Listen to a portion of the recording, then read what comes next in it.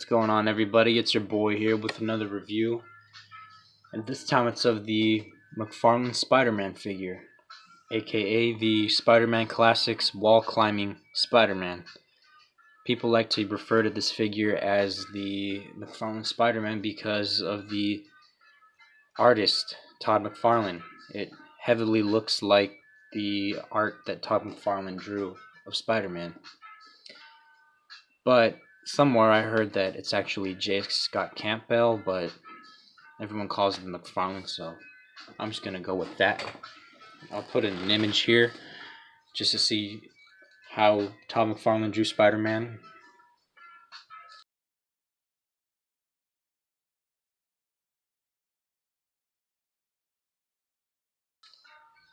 And that's how he looks. So yeah, I've been waiting for this figure for a long time. I'm really happy to finally own it. I was hooked up on Instagram with a deal on this figure. Pretty good deal. Figure came in great condition. Feels brand new. I actually had this figure when I was younger. My grandpa got it for me at a thrift store. To be honest, I didn't take that good care of it. And here we are.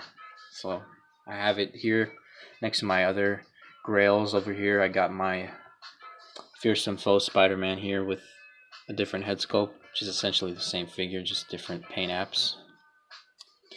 And we got over here the dual web Spider-Man, dual web swimming Spider-Man, but that's the Alex Ross Spider-Man.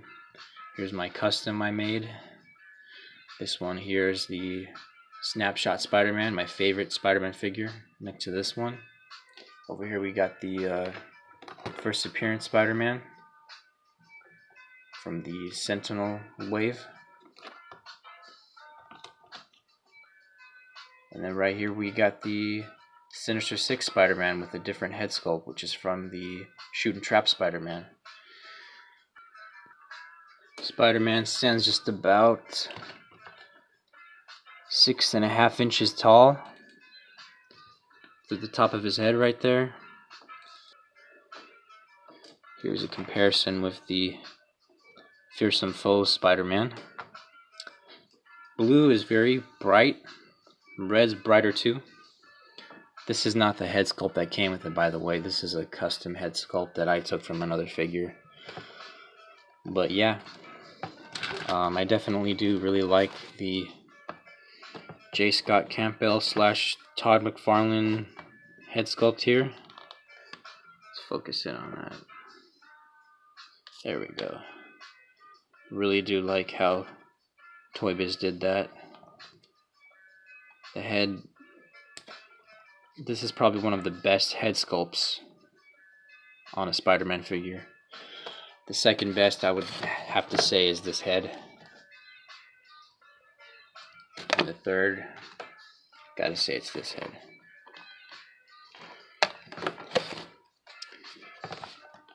And there's some black wash in the red parts of the suit. The blue is actually a heavy dark blue with shading. So that looks really good there. Spider is painted really clean. Let's focus in on there again. There we go, if you can see that. Spider on the back is painted on there too. So yeah, everything is pretty much sculpted. There are engraved webbing in the suit, so nothing is painted on, everything is sculpted on with a black wash and pretty great paint apps. So you can probably tell how much I love this figure after I'm going on and on about it. So let's get into the articulation here. The head moves up that much. The head looks down that much. Pretty good. And luckily the one that I got, the joints are very tight, so it feels like it's brand new. he does have butterfly shoulders, and the biceps go out that far, so not that good. I mean, it's all right. Definitely limiting the posability there. The snapshot Spider-Man's arms go out all the way, but still pretty good. Bicep goes all the way up, all the way down. Butterfly joint goes in and out. There's a bicep swivel right here. Double jointed elbows. Full range of motion there. Fully poseable. Wrist swivel. And then wrist hinge. So this guy is just loaded with articulation. Wait till you see this. He's got individual fingers here. So you can make him do the whip hand. Pretty much make him do anything you want. And then we got the ab crunch here. Goes down that far. Goes back that far. Does rotate at the waist.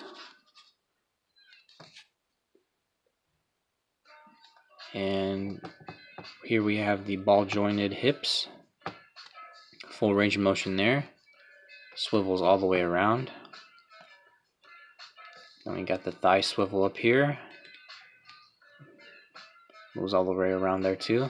Double jointed knees. We got a thigh cut. Sorry, not thigh cut. Ankle swivel, I guess. Yeah. And then we got the ankle rocker and the ankle pivot here. The ankle pivot's not that good.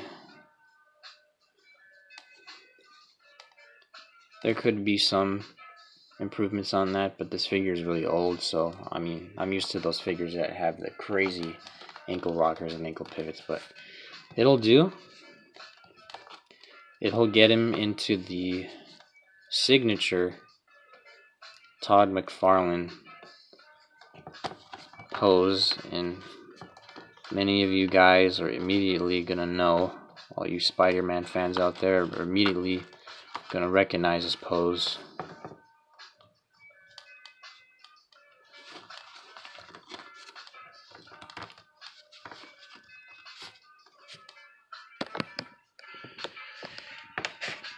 I just did it really fast. I could probably do it better later, but in case those of you who don't know, I'll put a picture in the video here so you can see what I'm talking about.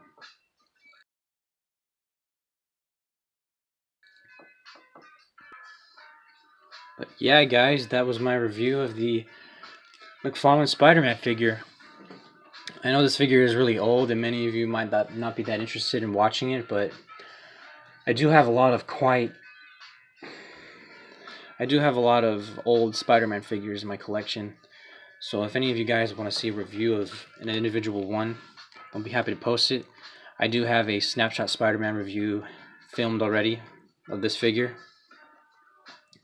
so I'm going to be posting that soon. Just haven't had the time to. And I really appreciate all of you guys for your support. I'm going to be trying to post more. Just the holidays have been really busy right now. Haven't had time. I know that I keep making excuses, but I promise you guys I'm going to be posting some more stuff. For those of you who do love my videos, thank you for everything, guys. Peace.